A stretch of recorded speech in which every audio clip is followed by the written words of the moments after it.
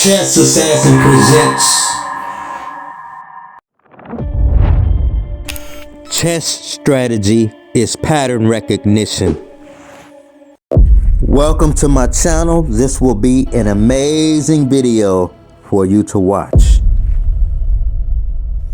Pattern recognition is so important that it is actually your strategy.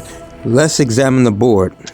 Notice how white's bishops point to the northeast where black's king is. Also, white's queen and rook are doubled on the open E file. If you can remember this pattern, queen to E8, check. This is possible because black has only one rook on the back rank.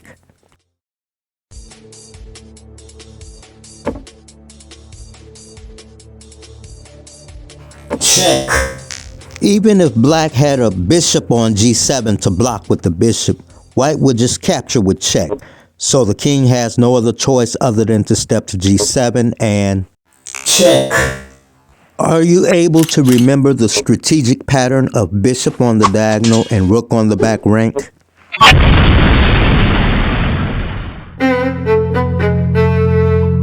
And white delivers the verdict.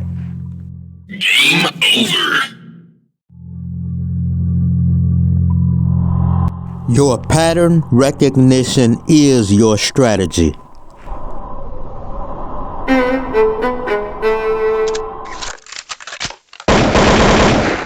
Let me adjust the board a little bit. Rooks belong on open files, and black tries to take one of them away from white. However, remember this pattern. Bishop to F8 is a deflection move. Black has no other choice other than to answer the check. White had already envisioned placing both his rooks on adjacent files. After black answered the check, rook back to D3, preparing to go to H3, delivering checkmate. And black is in Zhu-swang. Bishop E1 with the idea of blocking the check. Check.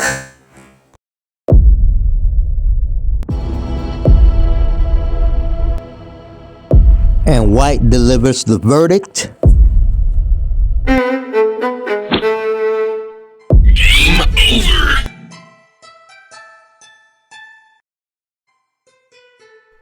Oi, oi, oi, mate. In this position, it is black to move, but I want you to notice black's pattern.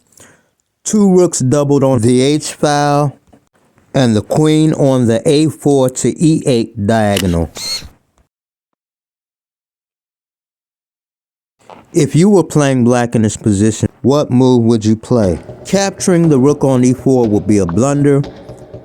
The right move is to sacrifice the queen. Why? Because after white plays rook captures the queen on A4, black will recapture with the other rook, delivering check.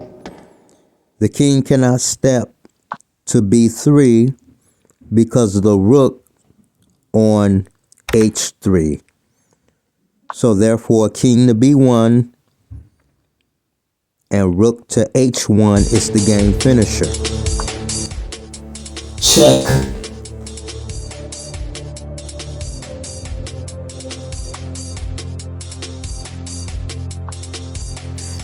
Check.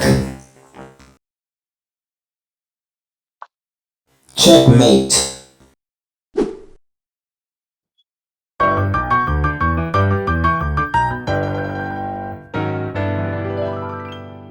Now here's a little miniature to guide you through the middle game.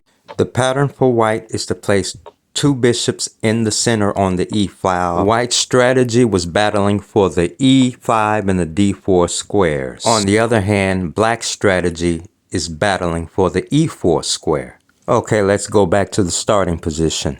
The position stems from black's bishop being on F5 outside of the pawn chain. Queen to B6 puts tremendous pressure on D4. But white is not worried because the knight and the bishop covers that square. However, the pawn on b2 is in question. Here, white sacrifices the b2 pawn. White's central pattern of pawns on d4 and e5 allows white to grab the d6 square for a post. And after a trade on c1, the c file becomes half open. And now white gets a beautiful post on the d6 square, from where the knight will do operations. And this line's continuation allows white to get 2 adjacent pawns on the 6th rank. Now the position becomes very tactical. The purpose of pattern recognition or strategy is to see a win, and the purpose of tactics is to actually materialize it. A phrase that describes this is winning a one game.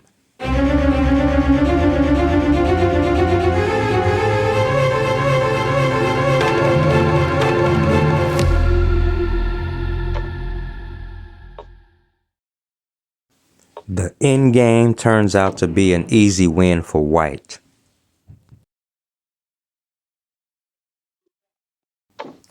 And after the smoke settles,